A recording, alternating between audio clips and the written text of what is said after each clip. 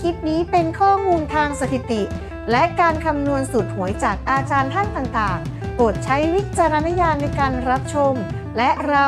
จัดทำขึ้นเพื่อเป็นแนวทางในการเสี่ยงโชคซึ่งแมวขาวสนับสนุนการซื้อสลากกินแบ่งรัฐบาลนะคะ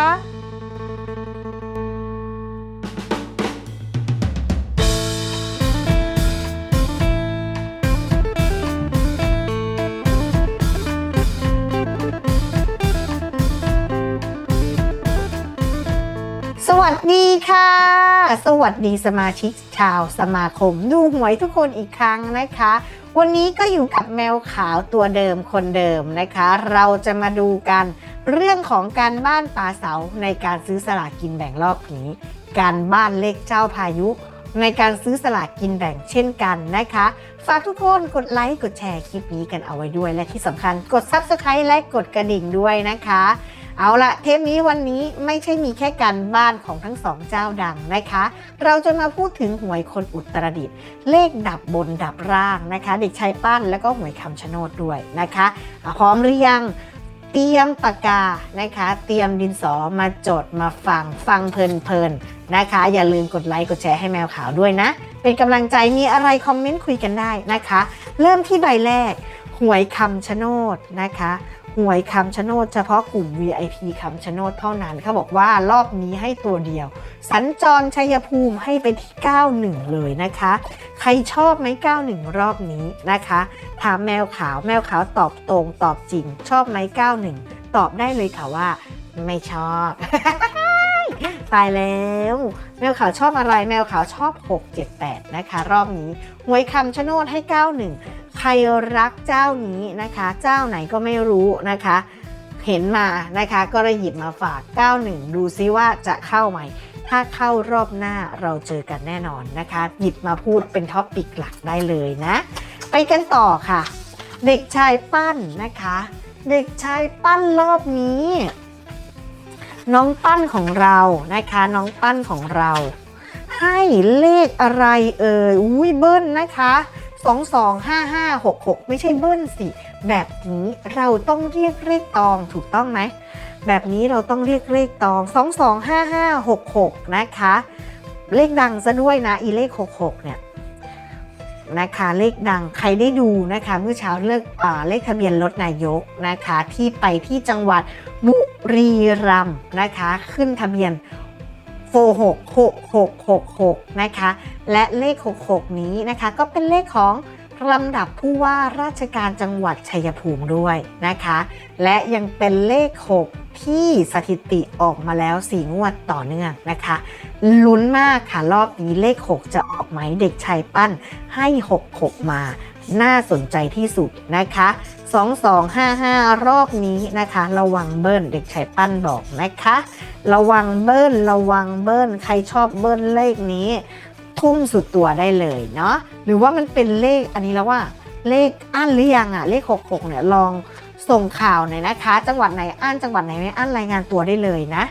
มาต่อกันที่แอดไก่ทองก่อนที่จะไปลอกกันบ้านนะคะแอดไก่ทองให้นั่นไงเป็นเลขดังมาทั้งหมดเลยเช่นกันนะคะ6566 6556เป็นเลขตัวกลับของอายุผู้ว่าราชการจังหวัดชัยภูมิรอบนี้นะคะเลข66ลำดับผู้ว่านะอันนี้อายุนะคะเลขตัวกลับอายุเลข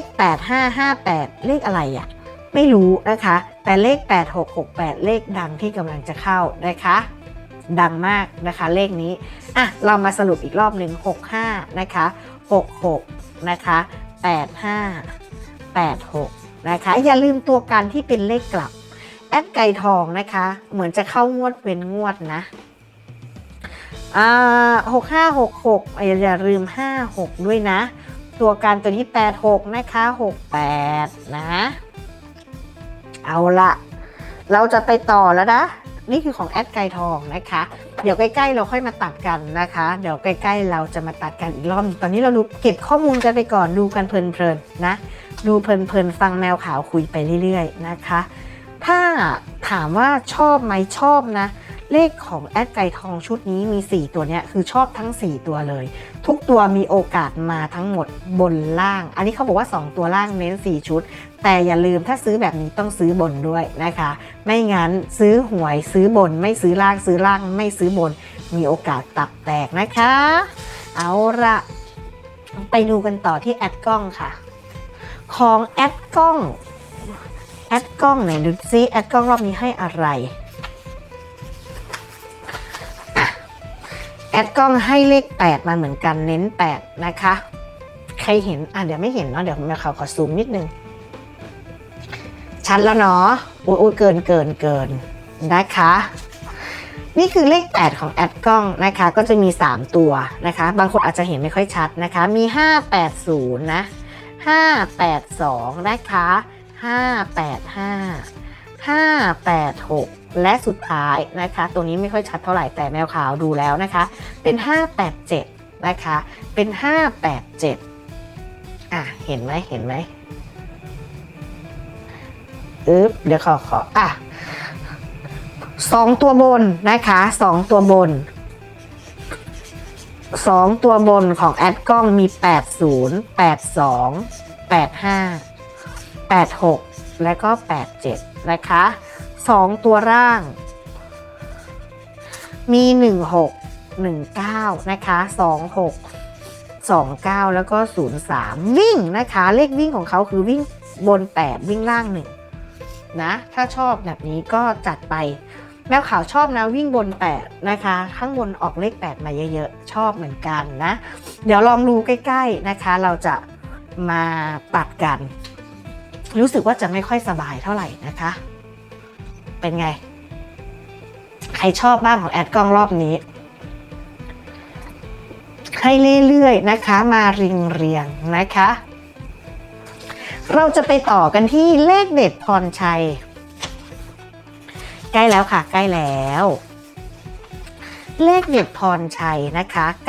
983น่าสนใจอยู่นะคะสัญจรชัยภูมิให้983มานะคะ2ตัวร่างให้59กับ69ชอบตัวไหนชอบตัวนี้นะคะนี่คือเลขเด่นพรชัยเรายังไม่รู้กิตติศัพท์อันนี้เหมือนจะเป็นเจ้าใหม่มาเนาะเลขเด่นพรชัยผ่านนะคะมาดูอันนี้สิคะอันนี้น่าสนใจหวยคนอุตรดิตถ์นะคะหวยคนอุตรดิตถ์แล้วดูสถิติงวดก่อนกันไหมเห็นไหมน่าจะเห็นนะคะงวดก่อนนะคะหวยคนอุตรดิตถ์ให้85นะคะเด่นวิ่งบน8รอง5วิ่งล่าง7รอง4มันออกสลับกันนะคะก็คือตอนงวดก่อนนะคือออก89ใช่ไหมด้านบนออก4 7 6เขาให้สลับกันนะคะแต่ถ้าคนเล่นหวยเป็นจะถูกนะคะเพราะว่าเขาต้องซื้อทั้งบนทั้งล่างซื้อให้มันเหมือนกันไม่งั้นตับแตกเนาะเลข8ที่เข้าที่แอดบอกว่าเข้าคือเลข76 4วิ่งเนี่ยเลขวิ่งเขาเข้าหมดเลยนะคะถ้าเล่นวิ่งนะเล่นวิ่งได้นะคะแล้วก็วิ่ง8อย่างเงี้ยน่าสนใจที่จริงได้ทั้งบนทั้งล่างเลยนะคะแต่ว่าสลับกันนิดหนึ่งนะคะเรามาดูรอบนี้หวยคนอุตรดิตถ์รอบนี้วันที่1กันยายนอันนี้ของรอบก่อนนะอย่าไปซื้อนะ16 1อยู่นี่มา1อยู่นี่เขาก็ยังให้วิ่งบน8อยู่ดีนะคะบนวิ่ง8นะคะเขียนให้ใหม่อีกรอบหนึ่งอาจจะงงบนวิ่ง8ลองคือเลข4นะคะมี2ตัวนะบนวิ่ง8ลองคือเลข4ล่างวิ่งอะไรล่างเขาบอกว่าให้วิ่ง2ลองคือเลข3นะคะลองคือเลข3 8ที่น่าสนใจก็ที่แมวขาวชอบก็จะเป็นกลุ่ม87นะคะ87 85ได้อันนี้ก็ชอบอยู่85 87นะคะ80 81เอาเป็นตัวกันไปแล้วกันเนาะข้างล่างล่ะ2ตัวล่างนี่ข้างบนเขามีให้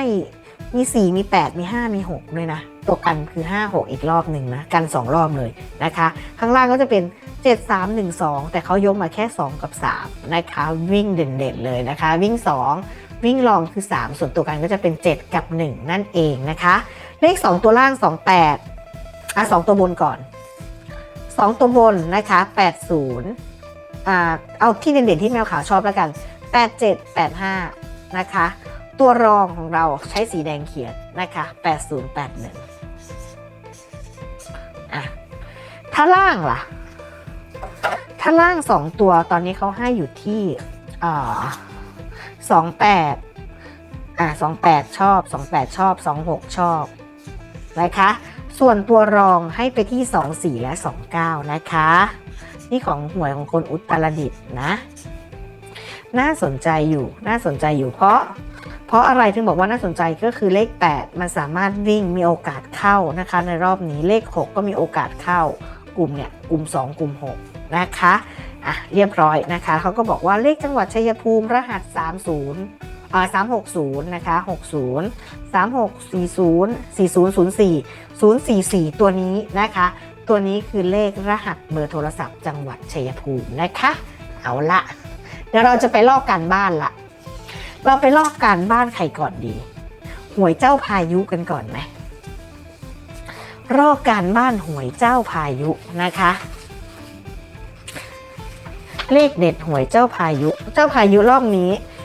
ยังให้มาอยู่2ใบอยู่นะคะสลากกินแบ่งของเจ้าพายุรอบนี้ให้มาแค่2ใบอยู่ไปดูกัน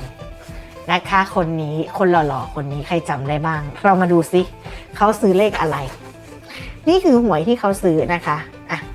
แมวขาวขยายมาให้ละ524กับ225นะคะรอบนี้เจ้าพายุนะคะหวยเจ้าพายุนะเป็น524นะคะ225เหมือนเขาจะเน้นเลยนะคะที่2552นะ2442นะคะแล้วก็กันไว้ที่22นะคะอันนี้คือตัวกันนะกัน22นี่คือเลขหวยลอตเตอรี่ของเขารอบนี้นะคะลอกการบ้านเดี๋ยวเขาจะมีมาอีกเรื่อยๆค่ะนี่คือการบ้านรอบแรกนะคะการบ้านรอบแรกเดี๋ยวเราค่อยตัดเนาะไปดูกันต่อที่ป๋าเสานะคะไปดูการบ้านป๋าเสากันบ้างการบ้านป๋าเสาเป็นแผ่นสุดท้ายละของเทปนี้นะคะใครชอบเหมือนป๋าเสาลองดูนะ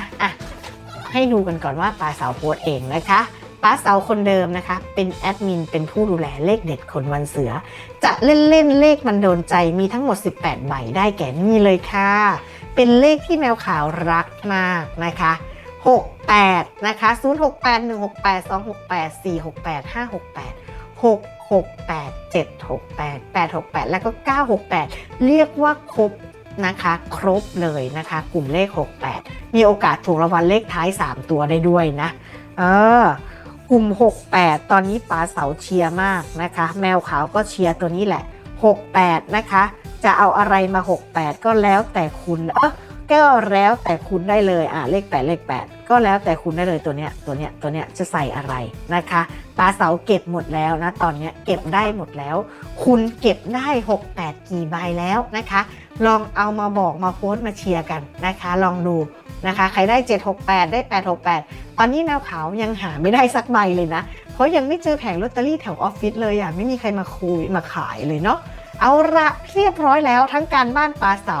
การบ้านเลขเจ้าพายุหวยคนอุตรดิตถ์นะคะเลขดับบนดับล่างลืมดับบนดับล่างอยู่ไหนอยู่นี่ไงดับบนดับล่างงวด1 กันยายนนะคะของคนเมืองลิงพร้อมที่จะจดหรือยังดับบนนะคะอันนี้แมวขาวไม่การันตีนะว่าผลงานเขาเป็นอย่างไรแต่เห็นน่าสนใจจึงหยิบมาฝากกันนะลองเอาไปติ๊กไปทำสถิติดูนะคะดับบน76นะคะทีนี้ก็7605นะคะ92 18892150344547นะคะ6312345678910ตอนนี้เขาให้ดับบนมาทั้งหมด10ตัวนะคะดับล่างก็มี10ตัวเช่นกัน0138 67952913517345และ89นี่คือเลขดับนะลองทุกคนลองเอาไปตีเป็นตารางเลข00ถึง99แล้วลองตัดเลขดับออกดูนะคะถ้ายังเหลือเลขดังเลขไหนอยู่ให้เก็บไว้ก่อนเดี๋ยวเราจะมาตัดเลขดับกันอีกครั้งหนึ่งในช่วงใกล้ๆหวยออกนะสัญญาว่าเราต้องมาเจอกันที่นี่นะคะสัญญาว่าจะต้องดูแมวขาวที่นี่เท่านั้นที่สมาคมดูหวยนะเดี๋ยวเรามาเจอกันอีกครั้งหนึ่งในระหว่างนี้แมวขาวก็จะหาข้อมูลหวยต่างๆมาฝากมาป้อนให้เรื่อยๆนะคะเพื่อที่เราจะได้เก็บสถิติร่วมกันนะคะดูด้วยกันเนาะเอาละเทปนี้ก็เรียบร้อยแล้วนะคะแคปหรือยังอันเนี้ยเดี๋ยวเราจะไปต่อในช่วงสุดท้ายแล้วนะแคปแล้วเนาะเอาละช่วงสุดท้ายแล้วนะคะแม่ขาวก็ต้องฝากอีกครั้งหนึ่งฝากกดไลค์กดแชร์คลิปนี้กันไว้ด้วยนะคะแล้วก็